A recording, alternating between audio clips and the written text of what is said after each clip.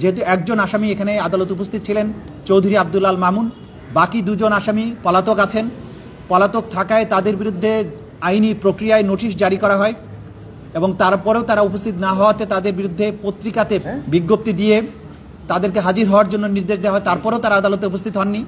এরপরেও আসামি শেখ হাসিনাকে আদালতে উপস্থিত করানোর ব্যাপারে রাষ্ট্রের পক্ষ থেকে তিনি যে দেশে পালিয়ে আছেন সেই দেশের সাথে সম্পাদিত এক্সট্রাডিশন চুক্তির আওতায় তাকে বাংলাদেশে ফেরত এনে বিচারের মুখোমুখি করার চেষ্টা রাষ্ট্র করেছে, কিন্তু সেই আহ্বানে চুক্তির অপরপক্ষ ভারত সাড়া না দেয়া তাকে উপস্থিত করানো সম্ভব হয়নি। অপর আসামিও আসাদুজ্জামান খান কামাল, তিনি পলাতক আছেন, তিনিও আদালতে উপস্থিত হননি, তার বিরুদ্ধে নোটিশ জারি হওয়া সত্ত্বেও।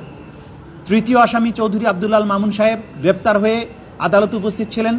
তাকে যখন অভিযোগ পড়ে শোনানো হয় এবং আদালত তাকে জিজ্ঞাসা করেন তিনি তাকে যে অভিযুক্ত করা আছে সেই ব্যাপারে তার বক্তব্য কি, তিনি তার দোষ স্বীকার করেছেন এবং তিনি বলেছেন তিনি একজন সাক্ষী হিসাবে এই যে ঘটনাটি মানবতা বিরোধী অপরাধ 2024-এর জুলাই আগস্টে হয়েছিল সেই অপরাধের সমস্ত কিছু যেহেতু তার জানবার কথা, তিনি সমস্ত তথ্য আদালতকে উদ্ঘাটনের ব্যাপারে সহায়তার মাধ্যমে তিনি অ্যাপ্রুভার হতে চেয়েছেন এবং সেই প্রার্থনাও আদালত মঞ্জুর করেছেন।